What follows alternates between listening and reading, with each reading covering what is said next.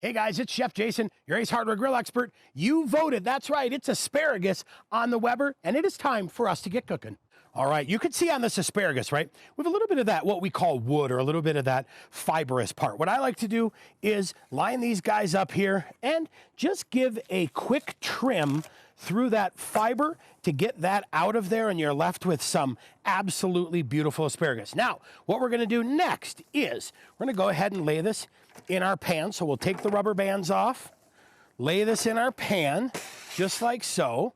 Set our knife here. Now, I'm gonna go with just a light bit of oil. I don't want so much that I have any flare-ups, but I want just enough to do some coating, right?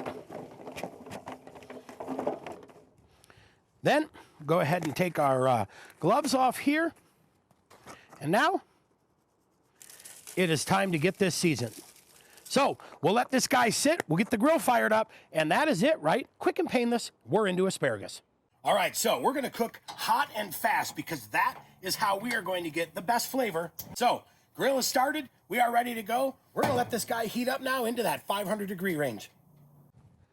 We have got our Weber grilling pan all set. Look at that. Give these guys a little toss to get that garden seasoning mixed. Then we're gonna lay them right on top of that grill pan to get ready to roast these guys off. The beauty of the grill pan, I'll tell you what, I don't have to worry about anything falling through the cracks. I just get beautiful, solid asparagus. Toss these guys a little bit, saute them a little bit, get that beautiful color.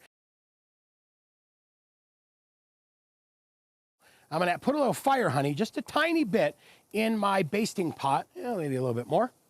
All right, throw that up top here. Now as these finish off, I have my honey melting. Be perfect when it comes time to baste. We'll see you back here when that's time.